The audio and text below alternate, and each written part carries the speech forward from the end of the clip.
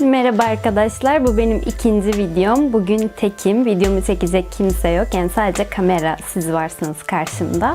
Açıkçası ilk videoma çok güzel yorumlar aldım. Videomun konusu Güney Kore'de yaşamak ve başıma gelen egzantrik olaylar. 3 ay boyunca Güney Kore'de yaşadım. Bundan zaten kısaca bir önceki videomda bahsetmiştim. Guest House'da 3 saat çalışarak kalacak yer ve yiyecek karşılığında orada ücretsiz konaklıyordum. Kalan vakitlerimde de orada yüksek lisans yapmayı planladığım için o dönemlerde üniversiteleri araştırıyordum. Üniversitelere gidiyordum.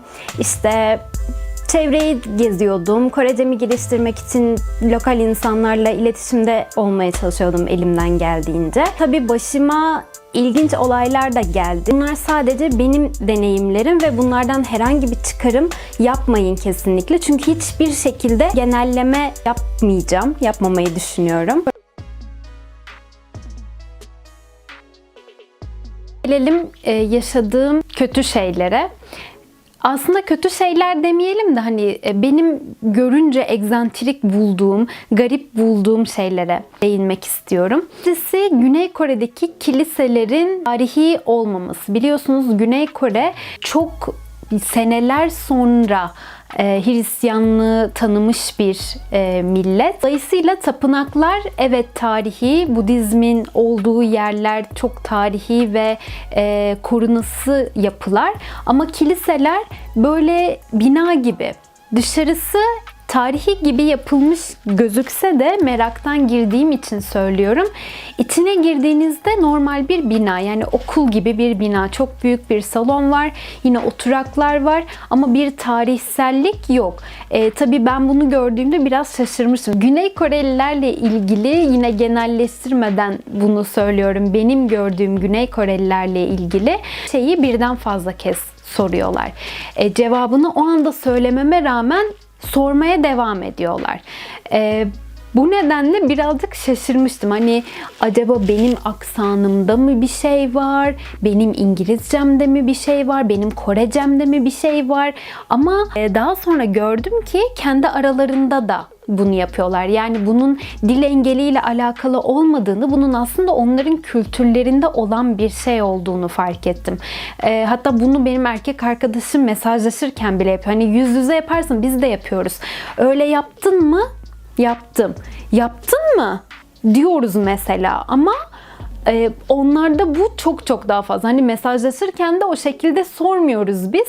Bunu mesela gördüğümde bayağı şaşırmıştım diyebilirim ki bence bu biraz iyi bir şey değil yani. Hani birazcık böyle karşı taraftaki insan sabırsız biri ise ya ne diyorsun, anlamadım mı, ben sana dedim ya falan diye böyle çıkışılabilir. Çünkü bir süre sonra can sıkıcı olabiliyor diye düşünüyorum. Ama dediğim gibi bu hani onların kültürlerinde olan bir şey. Hani sizin böyle birkaç kez cevabı tekrar etmeniz gerekebilir. Ama gelen kötü bir şeyden bahsetmek istiyorum. Hongdae'de bir gün sokak sanatçılarını izlerken tacize uğradım. Öyle oldu. Hongdae'ye gitmiştik arkadaşımla ve bir anda kalçamda bir el hissettim. O sırada şovu izliyordum ve şovu izlerken çok kalabalık oluyor arkadaşlar. Aşırı kalabalık oluyor. Arkamda da bir sürü insanlar vardı. Bir konser alanı gibi düşünün. Ve direkt çığlık attım. Arkama dönüp baktığımda kimseyi göremedim. Yani büyük ihtimalle kaçtı eğer bana ruhlar falan dokunmadıysa. Çünkü Korelilerin dediğine göre gerçekten çok fazla hayalet varmış Kore'de. Benim tanıştığım 2 tane arkadaşım bizzat hayalet gördüklerini bana iddia ettiler falan böyle.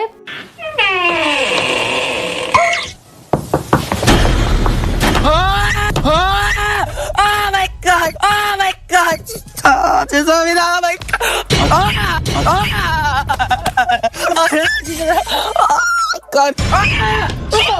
my god! 미안. 와, 선생님 카메라맨님, 좀 옆에 있어줘요. 옆에 있어줘요. 죄송해요. Ne zaman bu konudan bahsetsem şey falan diyorum onlara. Acaba hayalet miydi? Çünkü arkamda kimse yoktu falan diyorum.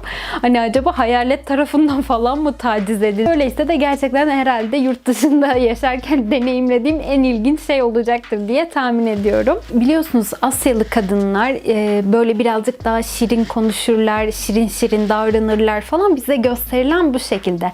Ama Güney Kore'de bu aslında tam tersi.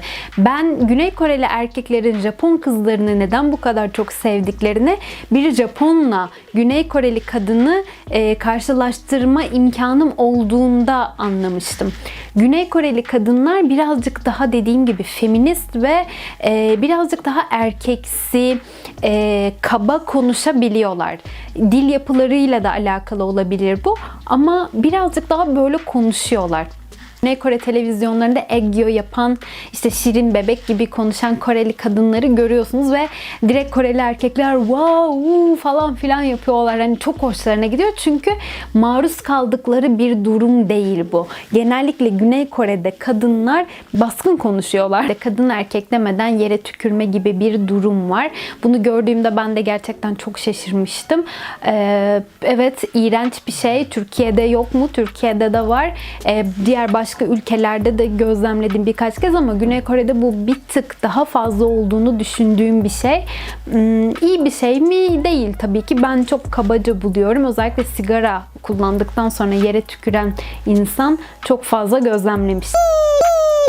House'ta çalışırken bir misafirin odada resmen katliam yapması, peruğunu kesip parçalara atıp odanın her yerine simsiyah bir peruk ama hepsi doğranmış saçlar, ya da kanlı petler, işte yatağın neredeyse şeylerini sökmüş, o bütün pamuklarını bilmem nelerini, işte her yerde pislikler var, yemek çöpleri, her yer çöp, iğrenç kokan bir oda. 7 gün boyunca odasına girmemize izin vermemişti, temizlememizi zaten istememişti ve böyle kaçar gibi gitmişti odadan. Odada neden böyle bir şey yaptığını gerçekten bilmiyorduk ama o odaya girip temizlememiz ve o odayı dezenfekte etmemiz bir haftamızı almıştı ve gönüllüler olarak gerçekten böyle insanların varlığına çok şaşırmıştık. Yani bir insan neden böyle bir şey yapar diye böyle sürekli sorguluyorduk. Büyük ihtimalle orada psikolojik bir olay geçirdi diye tahmin ediyorum. Sonra bu misafir kara listeye alındı. Bir daha artık bizim guest house'da konaklayamayacak duruma getirildi. Polise de şikayet edebilirdik ama Kore vatandaşı olmadığı için hani neden böyle bir şey yaptığını araştırmamız çok daha uzun olacaktı. Ama müdür dahil, patronlar dahil gerçekten odanın halini gördüğünde hani burada bir insan mı kaldı, yoksa bir hayvan mı, yoksa bir varlık mı kaldı? Gerçekten böyle gizemli bir olaydı bizim için. Kore'de her yerde couple'ların olması, her yerde çiftlerin olması, Kore'de yalnızsanız eğer sizde bir problem olduğu düşünülüyor. Yani diyelim ki sevgilin yok, erkek arkadaşın yok, yalnızsın ya da kız arkadaşın yok. Direkt sende bir problem olduğunu düşünmeye başlıyorlar. Bu nedenle Kore'de date yapma olayı çok yaygın. Yani insanlar yalnızken bile sürekli birileriyle date'e çıkıyorlar. Bunu öğrendiğim zaman da çok garip hissetmiştim. Çünkü çok uzun süredir ilişkisi olan bir arkadaşım ilişkisi biter bitmez başka bir kızla date yapmaya başlamıştı. Evet, bunun artık bir kural gibi insanların üstüne yapışmış olması bana çok garip gelmişti, açıkçasını söylemek gerekirse. Her şey ise Güney Kore'de biliyorsunuz ben yüksek lisans, burs gibi şeyleri araştırıyordum. Türkiye'deyken tanıştığım bir Koreli ablanın da yardımıyla ben bir iş adamıyla tanıştım Güney Kore'de ve bana söylenen şey kendisinin orada yüksek lisans yaptığıydı ve %100 burslu şekilde yapıp daha sonra Güney Kore'de kendi şirketini açması ve orada ilerlemesiydi.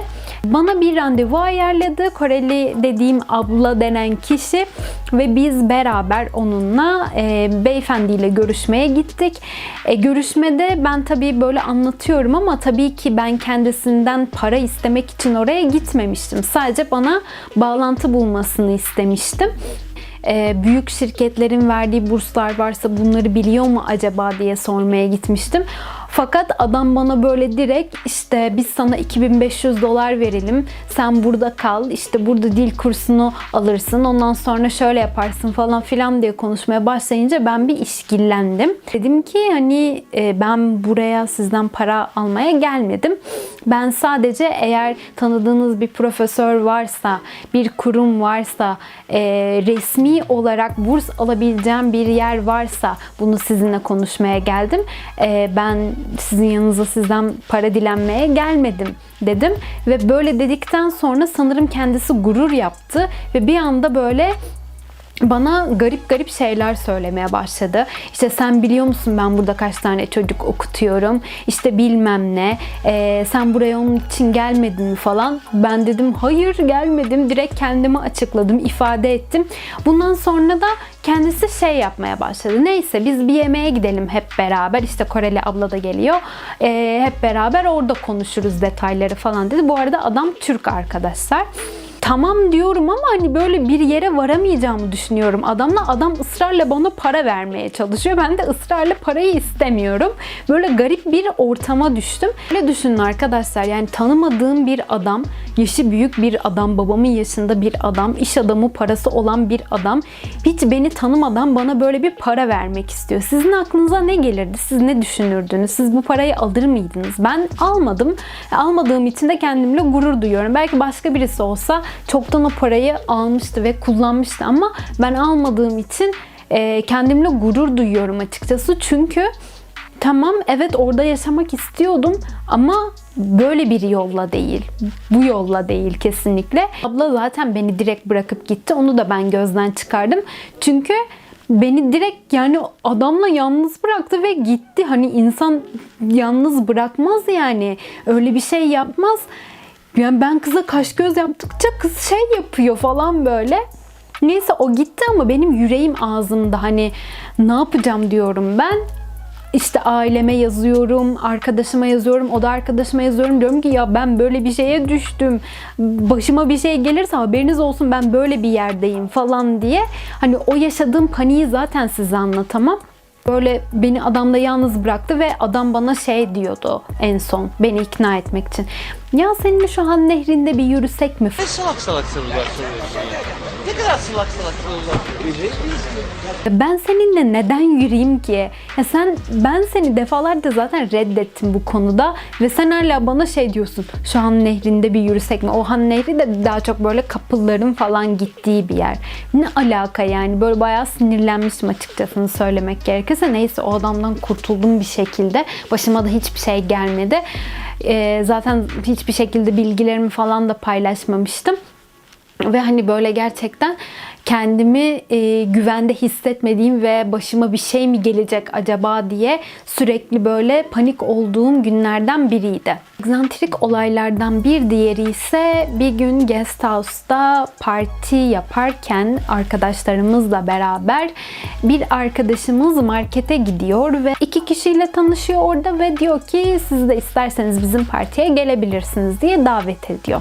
Bunlardan biri erkek, diğeri ise kadın. Bunlar geliyorlar, eğleniyorlar falan partide. Alkol alıyorlar, böyle içiyorlar falan. Koreliler zaten alkol almaya çok düşkünler. Orada çok ciddi bir alkol kültürü var ve çok normal karşılanıyor ve aslında bir Koreliyi sarhoş etmek o kadar da kolay değil. Ama sanırım bu ablamız alkolün dozunu birazcık fazla aştı. Çünkü saat ilerledikçe çok garip bir şey yaşandı ve bu ablamız bir anda ortalıktan kayboldu ve tekrar parti alanına geldiğinde üstünde bir tişört ve altında hiçbir şey yoktu arkadaşlar. Kızın donu yok. Ortamdan çıkartmaya çalışıyorum. Her şeyi meydanda falan. Diyorum ne yapacağız falan. Hırvat arkadaşım vardı o zaman. Ona söylüyoruz ne yapacağız falan diye böyle. Hayatımda yaşadığım en cringe ve en garip olaylardan biriydi. Daha doğrusu böyle sarhoş olup sokaklarda yatan insanlar sürekli görüyordum Kore'de zaten. Ya da işte pijamayla dışarı çıkan insanlar falan görüyordum geceleri. Yani çok sarhoşluğun dozunu arttırıp hani böyle çok kötü hale gelecek kadar ama hani partiye de donsuz gelmezsin yani. Bir diğer rahatsız edici olaysa aslında Seul'deki metroda başıma gelen ajushilerin yabancı kızlarla konuşma çabaları. İngilizce de çok iyi bilmiyorlar aslında ama nedense yabancı kızların kötü olduğunu düşündüren bir düşünce mi var onlarda, nedir bilmiyorum. Ama yabancı bir kız gördüklerinde konuşma cesareti buluyorlar. Yani normalde ben Koreli bir kadın olsam çok büyük ihtimalle bu şekilde bana yaklaşamayacaklar. Ama yabancı olduğum için direkt böyle hello, how are you? Ricky, Can you tell me how can I get to Taksim? Taksim, Falan filan diyorlardı. Kore'de de çok ciddi bir saygı unsuru olduğu için ters bir şey de söyleyemiyordum ama çoğu zaman böyle kendimi baskı altında hissedip başka vagona geçtiğim falan olmuştu hani. Gerçekten bu da rahatsız edici bir şeydi. İse Güney Kore'deki sinemalarda mola olmaması. Yani film 2,5 saat işinizi tutmanız gerekiyor. Yani tabii ki de dışarı çıkabilirsiniz ama hani böyle bizdeki gibi molaların olmaması. Bunu da gördüğümde birazcık garibime gitmişti açıkçası. İse Kore'deki bazı kulüplerin yabancıları almaması. Bu tamamen bir ayrımcılık. Bunun gerçekten düzeltilmesi gerekiyor diye düşünüyorum. Her kulüp değil ama bazı kulüpler, özellikle Gangnam'da bulunan dans kulüpleri yabancıları almıyorlar. Bunu benim kafam almıyor gerçekten. Neden almadıklarını hiç anlamıyorum. Erkek kadın fark etmez. Yabancıları direkt alıyorlar. Bu direkt ayrımcılık ve sinir bozucu bir şey. Bizim dans etmeye, eğlenmeye hakkımız yok mu diye düşünüyor insan. Çok garibime gitmişti. Kesinlikle bu konuda gelişmeleri gerektiğini düşünüyorum. Rahatsız edici şeylerden biri ise Kore'de kaldığım odanın 1 metre olması. Neredeyse 1 metre. Yani boyu belki 2 metre olarak gördüğüm için olabilir diye düşünüyorum. Evet, Korelilerin giydiği şeyler de küçük oluyor. Mesela bir Kore mağazasına gidip, bir butiğe gidip bir tişört aldığınızda sizin omuzlarınız onlara göre daha geniş olduğu için bedeniniz aynı olsa bile omuzlardan ya da bir takım hatlarınızdan bir şeyler dar geliyor size. O nedenle kıyafet alırken de mutlaka denemenizi tavsiye ederim. Çünkü mesela Kore'de 24 saat açık olan bazı mağazalar var. Kıyafet alabileceğiniz butikler var. Birçoğunda deneme kabini yok. Çok garip. Hani küçük butiklerde deneme kabini yok. Bizde küçük bile olsa mutlaka bir deneme kabini olur. Ama orada birçoğunda yoktu benim gördüğüm kadarıyla. O nedenle hani böyle büyük mağazalar, işte Forever 21 gibi, işte başka ne vardı? Bershka vardı, Zara vardı. Buralardan belki alışveriş yapabilirsiniz. Çünkü onların birazcık daha European size olduğu için daha iyi olabilir diye düşünüyorum sizin için. Arkadaşlarına zorla içki içirmeye çalışması, bu gerçekten sinir bozucu bir şey. Bir ortamdasınız, gerçekten içmek istemiyorsunuz. Yani ben mesela kendimden fazlasını içmek istemeyen biriyim. Yani benim bir sınırım vardır. Ben o sınırı bilirim ve hiçbir zaman onun dışına çıkmam.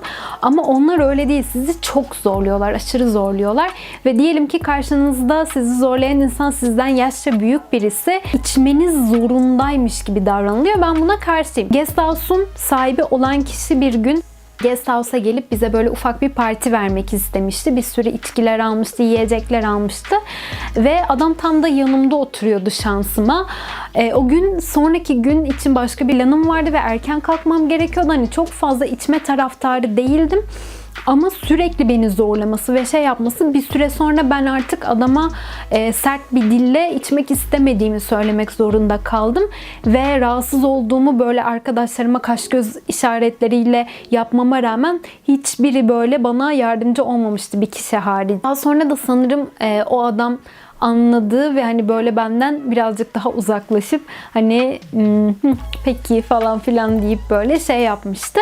Ama ben mesela bu olaydan sonra birazcık açıkçası kovulma korkusu yaşamıştım. Çünkü diğer Koreli arkadaşlarımdan duyduğum kadarıyla bunu saygısızlık olarak nitelendirdiklerini söylediler. Ama dediğim gibi ben Koreli değilim. Onlar gibi yaşamak zorunda da değilim. Ben her zaman sınırımı, nerede duracağımı bilen bir insanım. O da benim hayatımda. Orada yaşamak istediğim deneyim de benim deneyimimde. O yüzden ben hiçbir zaman birileri tarafından zorlanarak bir şey yapmak istememiştim. Sormak istediğiniz bir şey varsa aşağı yorum olarak bırakabilirsiniz. Videomu beğenmişsinizdir. Size dikkat edin. Hoşça kalın.